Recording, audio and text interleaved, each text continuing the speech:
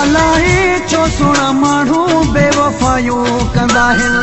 अलाए चो सुणा माण्हू बेवफ़ायूं कंदा आहिनि। जेॾो भलो हलो त बि जुदायूं कंदा आहिनि। जेॾो भलो हलो त बि जुदायूं कंदा आहिनि। अलाए चो सुणा माण्हू बेवफ़ायूं कंदा आहिनि।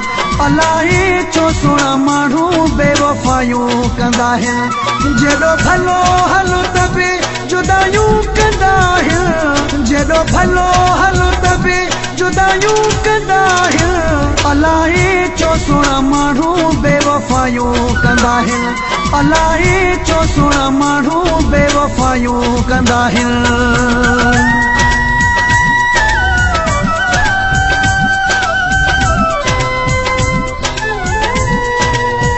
Abdul Basit Chacha from Assembly Road.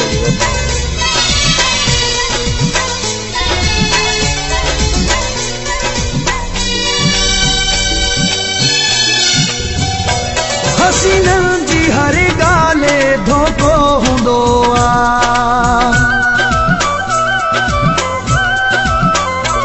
हसीननि जी हर ॻाल्हि धोखो हूंदो आहे। सचो सुणनि में को हूंदो आहे। अलाए चो सुणा माण्हू बेवफ़ायूं कंदा आहिनि। अलाए चो सुणा माण्हू बेवफ़ायूं कंदा आहिनि। जेॾो भलो हलो त बि जुदायूं कंदा आहिनि। अलाए चो सुणा माण्हू बेवफ़ायूं कंदा आहिनि।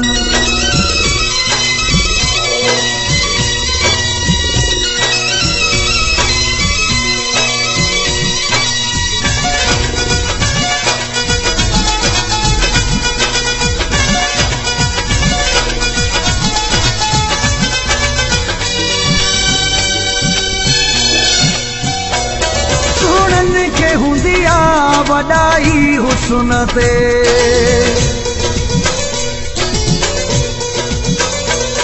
सुणनि खे हूंदी आहे वॾाई हुस्न ते। लूणु हारींदा आहिनि तॾहिं फटनि ते। अलाए चो सुणा माण्हू बेवफ़ायूं कंदा आहिनि। अलाए चो सुणा माण्हू बेवफ़ायूं कंदा आहिनि। जेॾो भलो हलो त बि जुदायूं कंदा आहिनि। अलाए चो सुणा माण्हू बेवफ़ायूं कंदा आहिनि। Abdul Basit Chacha from Assembly Road.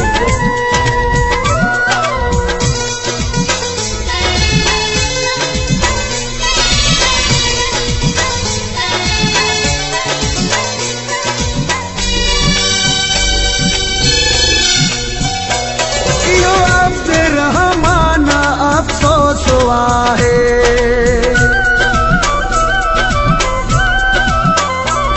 इहो अब्दुर्रहमान अफ़सोस आहे।